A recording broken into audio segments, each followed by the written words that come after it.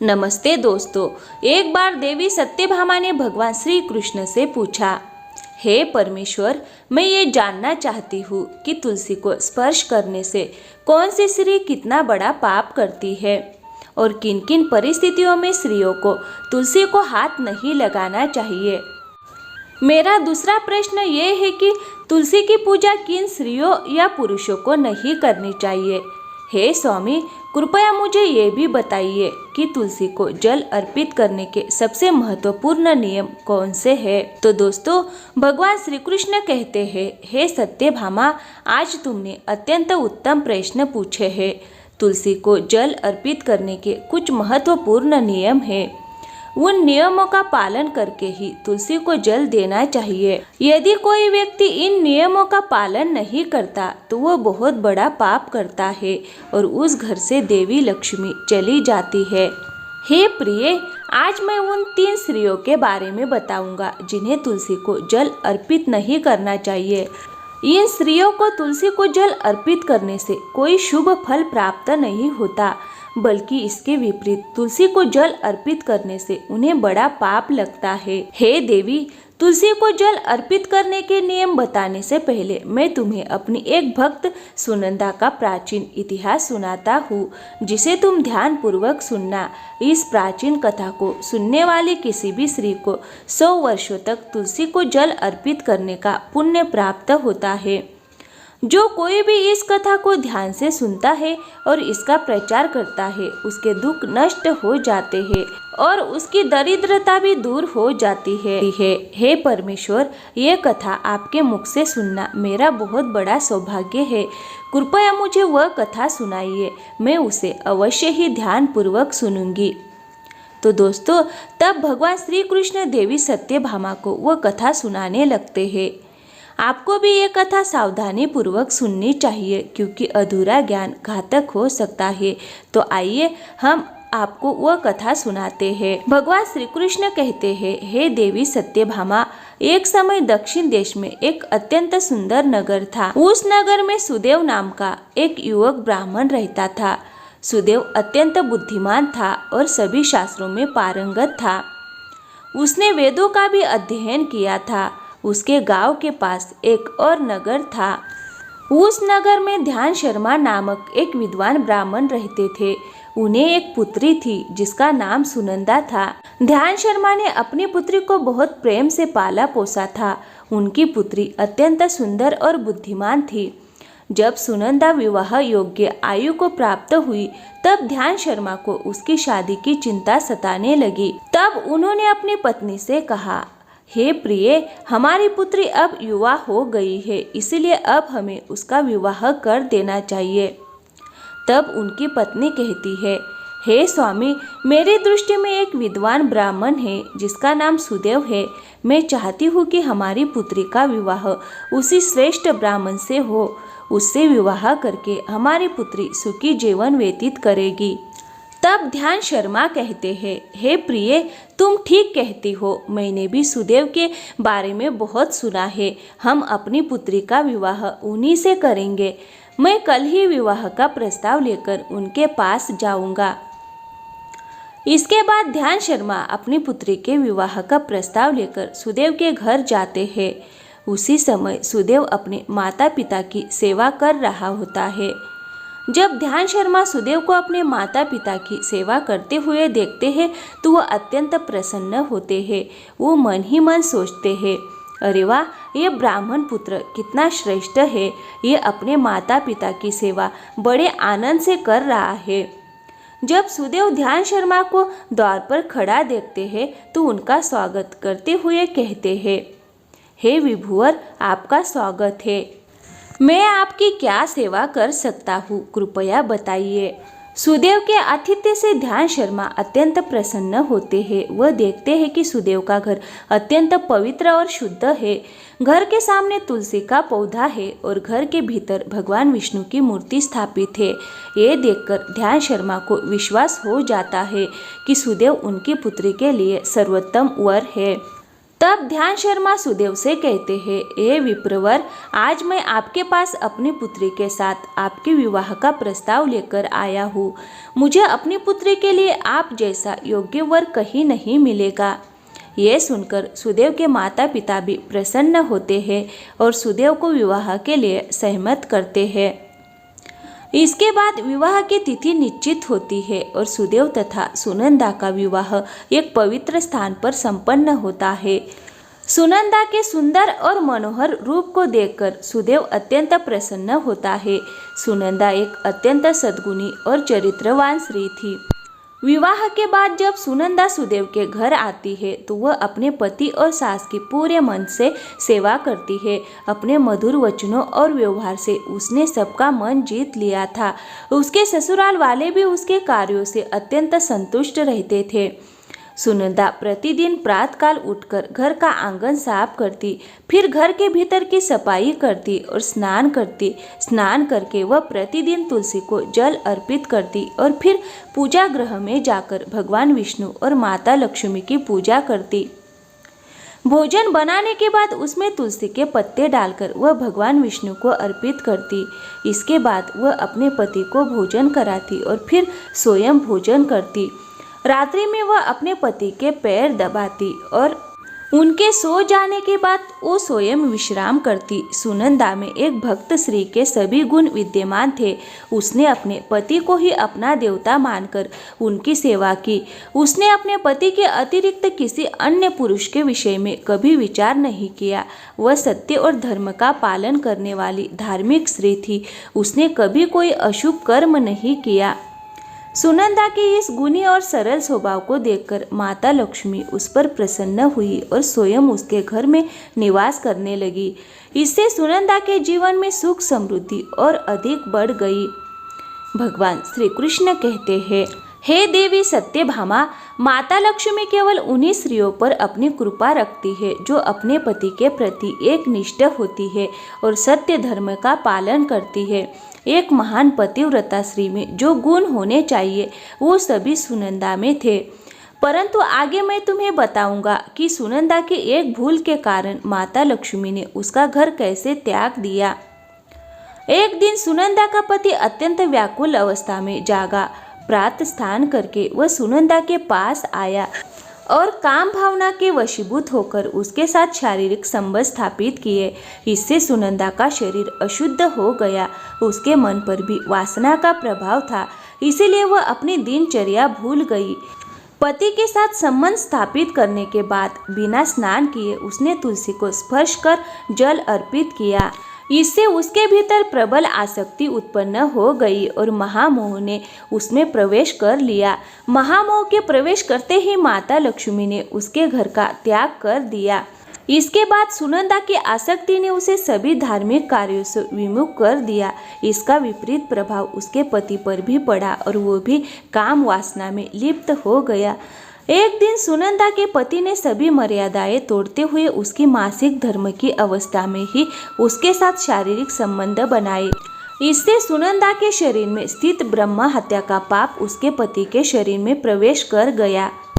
हे सत्यभामा देवी, जब स्त्री को मासिक धर्म होता है तब ब्रह्म हत्या का पाप 3 दिनों तक उसके शरीर में रहता है, क्योंकि भगवान ब्रह्मा ने ये पाप देवराज इंद्र के शरीर से निकालकर रुक्ष, जल, अग्नि और अप्सराओं में बांट दिया था। तभी से ये पाप मासिक धर्म के समय स्त्रियों के शरीर में निवास करता है। जो पुरुष मासिक धर्म के समय स्त्री को स्पर्श करता है, उसके साथ संबंध बनाता है, वह पाप उसके शरीर में प्रवेश कर जाता है। यही पाप सुनंदा के पति के शरीर में गया और वह भूमि पर गिर पड़ा। उसे तुरंत कुष्ठ रोग हो गया। उसके शरीर में जलन होने लगी, फोड़े निकल आए और वह पीड़ा से चिल्लाने लगा, हाय, मैंने कौन सा अपराध किया है? मैंने भयंकर पाप किया है। अब मेरा उद्धार कौन करेगा? उसी समय सुनंदा की सास वहां आ गई। अपने पुत्रों को कुष्ठ रोग से पीड़ित देखकर वो क्रोधित हो गई और सुनंदा से बोली, अरे पापी स्त्री, तूने क्या कर दिया? तूने अपने पति का धर्म नष्ट कर दिया। अपने पति की ऐसी दशा देखकर सुनंदा भयभीत हो गई और फूट फूट कर रोने लगी। वह बोली, हे सासू माँ, मुझे क्षमा कर दीजिए, मैंने काम वासना के वशीभूत होकर ये पाप किया है। तब उसकी सास बोली, अरे पापिन, अभी इसी क्षण इस घर से निकल जा। तेरे जैसी स्त्री इस घर में रहने योग्य नहीं है। तूने मेरे पुत्र का जीवन नरक बना दिया है। सुनंदा रोते हुए बोली, मैं कहाँ जाऊँ, मेरे पति के बिना मेरा कोई नहीं है। तब सास ने उसे घर से निकाल दिया। दुखी होकर सुनंदा जंगल की ओर चली गई। उसी जंगल में एक भिक्षु का आश्रम था। वह सहायता मांगने वहां पहुंची, पर वहां कोई नहीं था। वह वहीं बैठ गई और अपने किए हुए पापों पर विचार करने लगी। कुछ समय बाद उस आश्रम के ऋषि वहां आए। उन्होंने एक स्त्री को उदास बैठा देखा और पूछा, हे कल्याणी, तुम कौन हो और यहाँ क्यों बैठी हो? सुनंदा ने कहा, हे ऋषिवर, मेरा नाम सुनंदा है, मैंने घोर पाप किया है। पुत्री, चिंता मत करो, अपने पापों का प्रायश्चित करो, तुम मुक्त हो जाओगी। यहाँ रहकर भगवान विष्णु की पूजा करो, तुलसी को जल अर्पित करो और गौ माता की सेवा करो। तुम्हारा पति शीघ्र स्वस्थ हो जाएगा। सुनंदा वहीं रहने लगी। प्रतिदिन स्नान करके ब्रह्मचर्य का पालन करते हुए वह तुलसी को जल अर्पित करती और भगवान विष्णु की पूजा करती। उसने गायों की सेवा की और 1 वर्ष तक कठोर तप किया। भगवान विष्णु उसकी भक्ति से प्रसन्न होकर प्रकट हुए।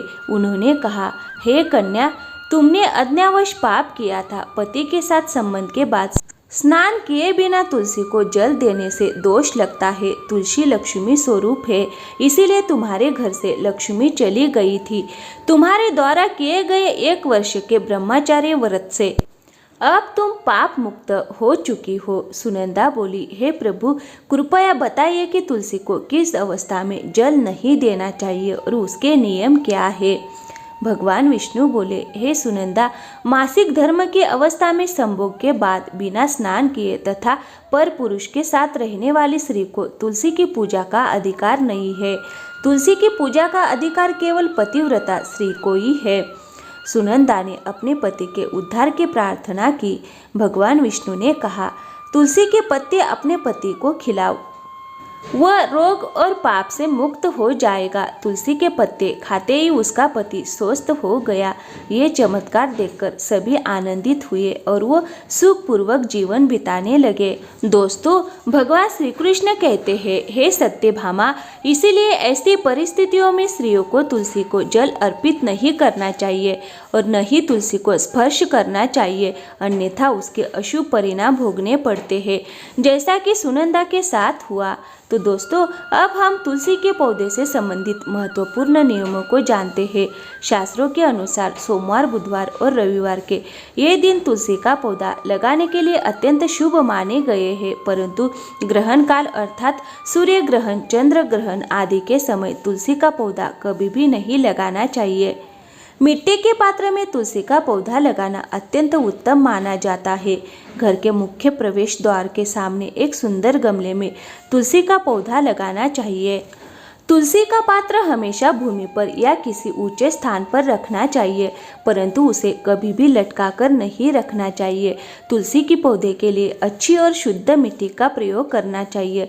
अशुभ स्थानों की मिट्टी को कभी भी तुलसी के गमले में नहीं डालना चाहिए।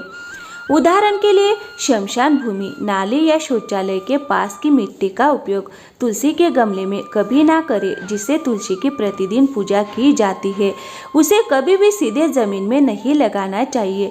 जमीन में लगाने से तुलसी का पौधा अपवित्र हो जाता है और उसी समय उसका आकार भी बहुत बड़ा हो जाता है।